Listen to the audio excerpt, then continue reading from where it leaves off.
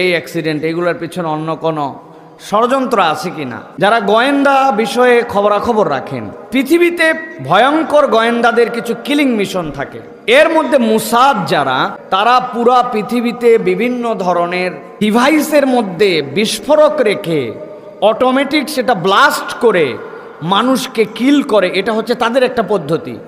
American যারা গোয়েন্দা আছে তাদের ব্যাপারে বলা হয় তারা শ্যুট করে, এমন লোকেশন থেকে এমনভাবে টার্গেটকে শ্যুট করে তারা হত্যা করে যে টার্গেট কল্পনাও করতে পারে না যে এই জায়গার থেকে আবার শ্যুট করা সম্ভব কেমনে। আর পৃথিবীতে আমাদের পার্শ্ববর্তী দেশের যারা এজেন্ট হিসাবে কাজ করে, তাদের একটা টার্গেট হচ্ছে তারা গাড়ি চাপা দিয়া অ্যাক্সিডেন্ট করায়া মানুষজনকে হত্যা করে। এটা বাংলাদেশ সহ বিভিন্ন জায়গায় প্রমাণিত সত্য। অতএব কোথা থেকে কি হয় এটা যদি সব আপনার কাছে ক্লিয়ারই হয়, তাহলে আবার গোয়েন্দাদের কার্যক্রম কি হলো।